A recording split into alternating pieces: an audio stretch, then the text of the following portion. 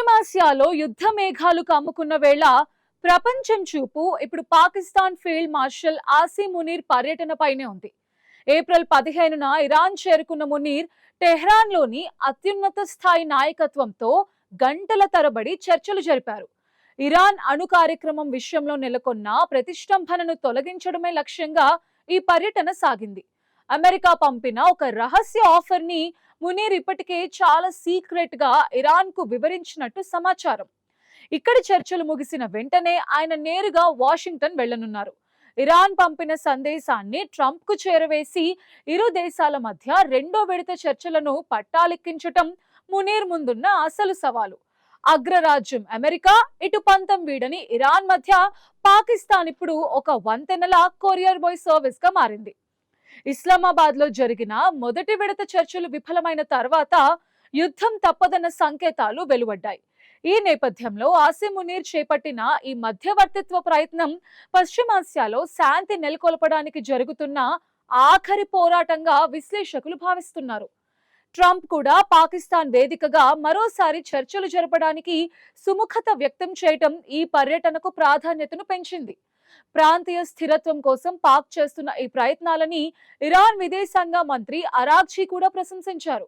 అయితే ఇరాన్ తన red line అంశాల్లో వెనక్కి తగ్గకపోవటం, అటు ట్రంప్ తన దిగ్బంధన వ్యూహాన్ని తీవ్రతరం చేయడం చూస్తుంటే చర్చలు ఎంతవరకు సఫలమవుతాయన్నది ప్రశ్నార్థకంగా మారింది. పాకిస్తాన్ తన దౌత్య సామర్థ్యాన్ని ఉపయోగించి అమెరికా, ఇరాన్ మధ్య ఉన్న అగాధాన్ని పూడ్చాలని చూస్తోంది. ఒకవేళ మునీర్ ప్రయత్నాలు ఫలిస్తే అది ఏషియాలోనే అతిపెద్ద దౌత్య విజయంగా నిలుస్తుంది. లేకపోతే పశ్చిమాసియా అగ్నిగుండంలా మారడం ఖాయం. ఆసిమ్ మునీర్ ప్రస్తుతం అమెరికాకు వెళ్తున్నారు.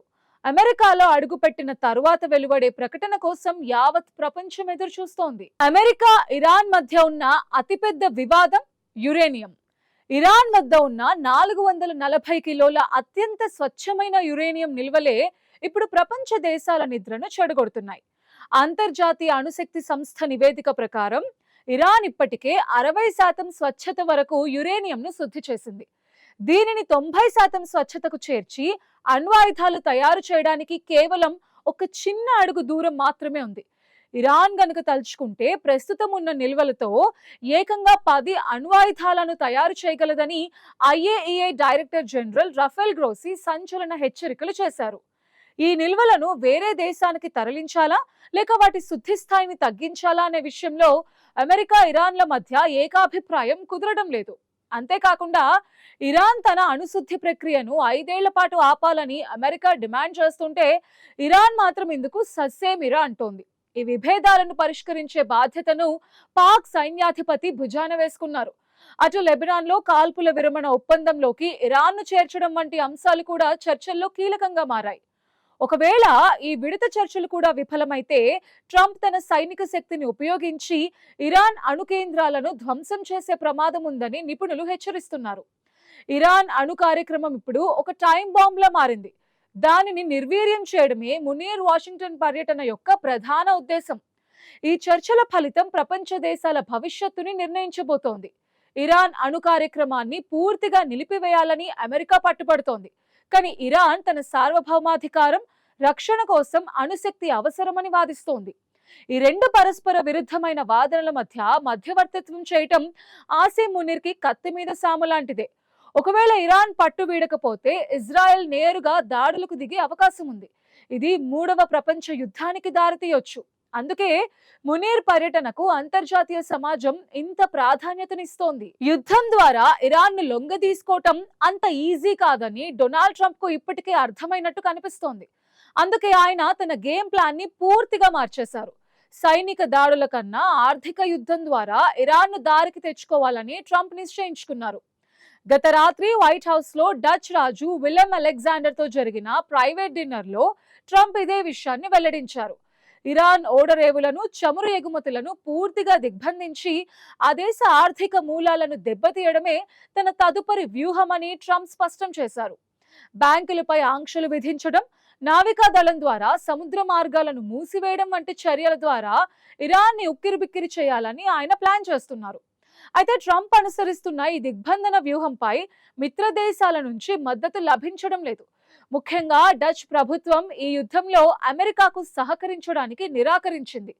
హార్మూజ్ జలసంధి దిగ్బంధం వల్ల ప్రపంచవ్యాప్తంగా చమురు కొరత ఏర్పడి ఆర్థిక వ్యవస్థలు అతలాకుతలమవుతున్నాయని డచ్ రాజు హెచ్చరించారు.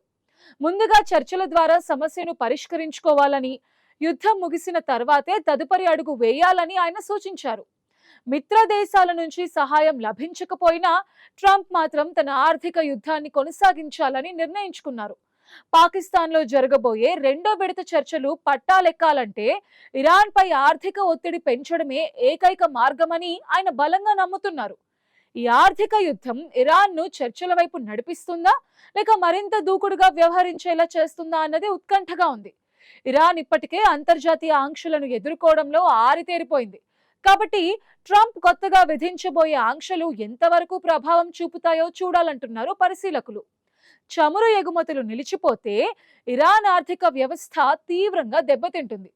ఇది ఆ దేశ అంతర్గత రాజకీయాల్లో అస్థిరతకు దారితీయొచ్చు. ప్రస్తుతం ట్రంప్ వ్యూహం ఇదే. అన్ని ప్రయత్నాలు ఫెయిల్ అవ్వటంతో ఇరాన్ ని లోపలి నుండే బలహీనపరచాలని చూస్తున్నారు. మొత్తానికి పశ్చిమాసియా సంక్షోభం ఇప్పుడు అత్యంత ఉత్కంఠభరితమైన దశకు చేరుకుంది. అటు సైనిక చర్యల బెదిరింపులు, ఇటు ఆర్థిక ఆంక్షల పదును, మధ్యలో పాకిస్తాన్ ద్వారా చేయిస్తున్న దౌత్య ప్రయత్నాలు, ఇవన్నీ కలిసి యుద్ధం, శాంతి మధ్య ఉన్న సన్నని గీతపై ప్రపంచాన్ని నడిపిస్తున్నాయి. పాక్ సైన్యాధిపతి ఆసిమ్ మునీర్ వాషింగ్టన్ లో అడుగుపెట్టిన తర్వాత వెలువడే ప్రకటన పశ్చిమాసియా గమనాన్నే మార్చేస్తుంది. ఇరాన్ తన అణు నిల్వల విషయంలో వెనక్కి తగ్గి అమెరికా విధించే నిబంధనలకు అంగీకరిస్తేనే ఈ యుద్ధం ఆగే అవకాశం ఉంది.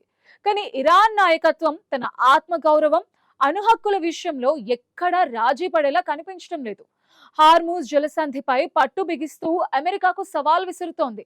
ట్రంప్ తన వ్యూహాన్ని మార్చుకుని ఆర్థిక ఒత్తిడికి ప్రాధాన్యత ఇస్తున్నప్పటికీ ఇది చైనా, భారత్ వంటి దేశాలపై కూడా ప్రభావం చూపించే అవకాశం ఉంది. ఎందుకంటే ఇరాన్ చమురు సరఫరా ఆగిపోతే ప్రపంచవ్యాప్తంగా ఇంధన ధరలు ఆకాశాన్నంటుతాయి. ఈ ఆర్థిక యుద్ధం చివరకు ప్రపంచ దేశాలన్నింటికీ తలనొప్పిగా మారే ప్రమాదం ఉంది. పాకిస్తాన్ తన స్వప్రయోజనాల కోసం, ప్రాంతీయ శాంతి కోసం చేస్తున్న ఈ మధ్యవర్తిత్వం ఎంతవరకు ఫలిస్తుందో రాబోయే కొద్ది రోజుల్లోనే తేలనుంది. ఒకవేళ దౌత్యం విఫలమైతే ట్రంప్ హెచ్చరించినట్టుగా భీకర యుద్ధం తప్పదు. అణుయుద్ధ భయాల నీడలో పశ్చిమాసియా అగ్నిగుండంలా మారుతుంది. శాంతి చర్చలు మళ్లీ పట్టాలెక్కాలని, లక్షలాది మంది ప్రాణాలను కాపాడాలని అంతర్జాతీయ సమాజం కోరుకుంటోంది. ఈ విపత్కర పరిస్థితుల్లో మునీర్ పర్యటన ఒక ఆశాదీపంలా కనిపిస్తోంది. అగ్రరాజ్యం తన సైనిక బలాన్ని చూపిస్తుంటే ఇరాన్ తన పట్టుదలను ప్రదర్శిస్తోంది. ఈ ఇద్దరి మధ్య సాగుతున్న ఈ పోరాటం ప్రపంచ చరిత్రలో ఒక కీలక మలుపు కాబోతోంది. దౌత్యం గెలుస్తుందా, లేక యుద్ధం ముంచుకొస్తుందా అన్నది మరికొన్ని గంటల్లోనే తెలిసిపోనుంది.